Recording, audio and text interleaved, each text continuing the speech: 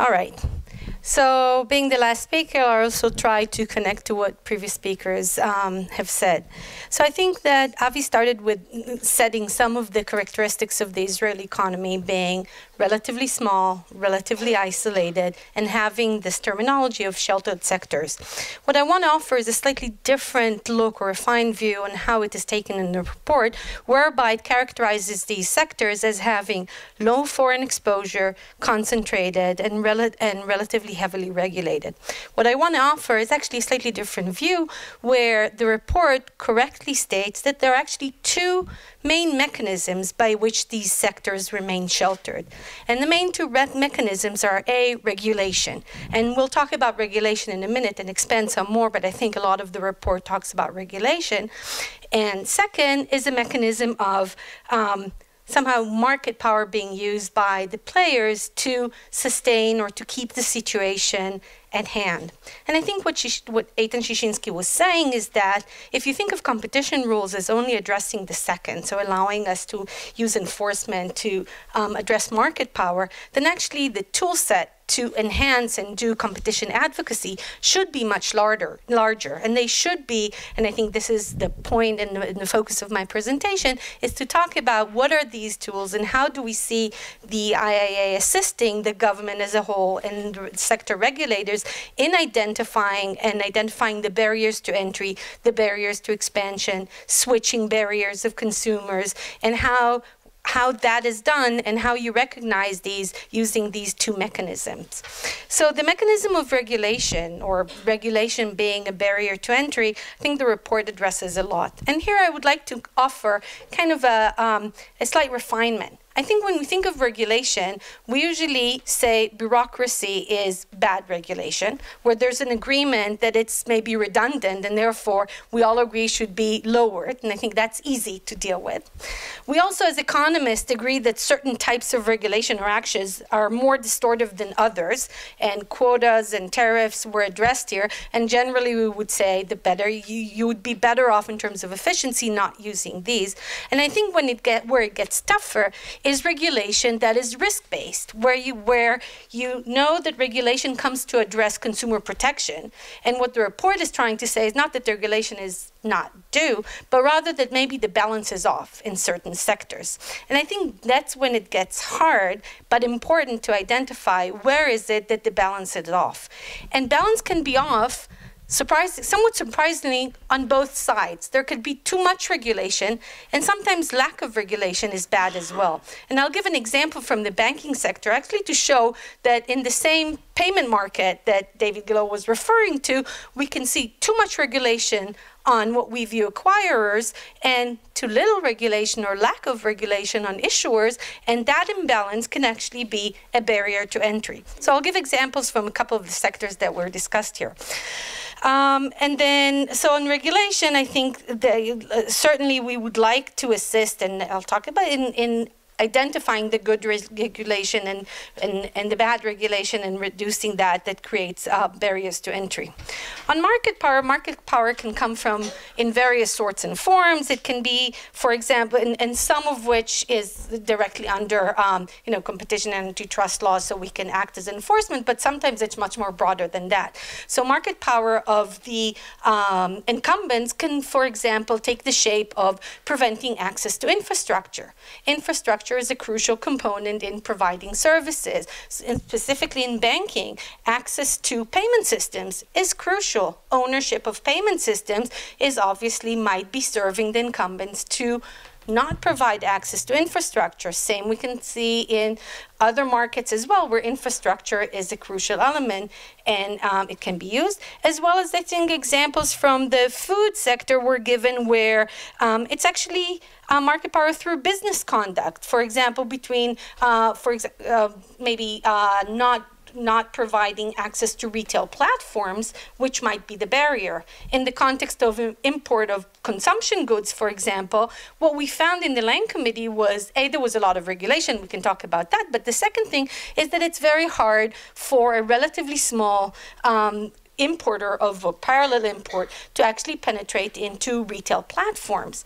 And what the hard thing, again, is to strike the right balance, because interference in the markets, in those relationships between suppliers and retailers, you want to do that when you think it's really a barrier or it's being used, it's being abused. And, the law for enhancing competition in the food sector certainly took it relatively dramatic and said, we are going to interfere. We're going to say some things that should not be done in terms of pricing schemes, in terms of relationship between suppliers and retailers.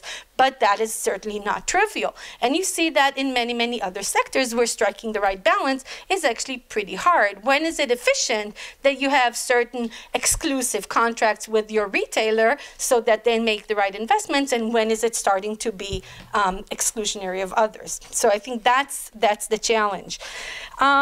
And I think what we want to focus, and in terms of competition advocacies that we're doing, I think what we're trying to do is say that there's a tendency to fix regulation with more regulation, or to fix with quick solutions, and that's not the right process.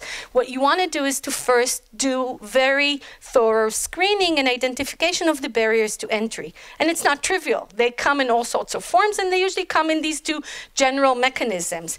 And if that's the first step, and sometimes it sounds obvious, but it's not being done, but that's the first step in then designing good solutions. And good solutions, again, as I said, would come from a big set of tools. They can be enforcement, they can be actions by the sector regulators, they can be government decisions. That's kind of what the legal tool is the second stage. So I want to give an example of trying to identify the barriers to entry and then what you can do. And I'll take the banking industry and specifically the payment card market, because the IAA has been involved in that market for over a decade. It has direct authority because there are a lot of relationship and restrictive arrangement between competitors, so we certainly have authority. But the idea when we did this market study within the IAA was to identify barriers and then see how you deal with them. So one of the examples, as I said, was that now, and it's being discussed in Strom, and it's being discussed in many agendas, but when you look at the two sides, the players and the two sides of the transactions, acquirers, we think the current regulation is too strict. In what sense too strict? It deviates substantially from the European directive or the way that it's being regulated elsewhere, and that's what you can do. You can look at indications from abroad and say when the gap is too big, we might not be striking the optimal balance. On issuers, there used to be a claim saying there's no required regulation to become an issuer. Anyone can become an issuer, so certainly there are no barriers to entry. How come if it's not regulated, it's not a barrier? One of the things is that that's a wrong perception, because in order to be an issuer of credit card, if I want to issue a Visa card, I have to get a license from Visa International in order to do so. But they hardly unlikely to deal with unregulated players. So not having the right license in Israel prevents them from actually approaching the international schemes. One barrier. Second is, in order to be an issuer, you have to get access to the infrastructure. Remember, the payment system. But a payment system, rightly so, is an important piece of the payment systems in Israel. You don't give access to someone who's not being regulated because it's very risky. So not having the right license means you don't have access to the infrastructure. So sometimes the notion that no regulation is good can be misleading, but certainly it has to be the right balance. It couldn't be too strict, it couldn't be non-existent. And I think the same goes to the credit market. The efforts now being done in government is to allow, to kind of have the right strike of regulation of lending. Because again, you don't need a license to lend, but that means there's no regulator, and that means that a lot of other things can be presumably without barriers, but on the other hand, it restricts the dealings with other players. It restricts public confidence in these players. So our point is that barriers in terms of regulation can come in all sorts and forms, and it's really a lot of work to try and find and strike the right balance. In terms of, so I want to give another example. So we understand that first you want to map the barriers. Great. You want to map the barriers, and from there you want to kind of construct the remedies and not vice versa. I'll give him an example on another way in which, so I think the report discusses the fact that there was a government decision to have duty-free quotas for importing dairy and meat. And the question was, and then the decision was that this is going to be used as a tool to enhance competition. And the question then is, how do you allocate those duty-free quotas? And again, here, we were an advisory role to the Ministry of Economy and to the Ministry of Finance as to how you do a competitive procedure to allocate this. And what we wanted to highlight was the fact that when you are allocating that types of quotas, you have two things in mind. You have the short term in terms of you want to have a competitive mechanism that actually ensures that you get the low price to the consumer. That was one goal. But on the other hand, you can use these things to actually have a longer term goal of actually strengthening maybe local competitors or maybe importers from outside by giving them this ability to import duty-free. And that means, for example, that our advice was not to give those quotas to the local producers, and so to the big local producers, and actually make a point that small local producers, it can actually strengthen them if they can bring products that they don't produce. It gives them a basket of products. It makes their whole offering more attractive. And the same is true, even if in the short run, because of the structure of the auction, the big producers could have brought it as cheaply as others, maybe more cheap in the short-term view, because sometimes they have the relationship or better relationship with the retailers in the abroad. But keeping in mind the short-term and the long-term goals of those competition tools is important. And I want to again say that I think the tool set that the authority now has, because of its recent rules in the past few years, that giving it, not that it wasn't existent before, but I think it certainly strengthened its ability as an advisory role to help government bodies and to help sector regulators to ease regulation where it matters most. And I think that's one of the recommendations. It matters most is identifying where it actually lifts those barriers to entry and barriers to expansion.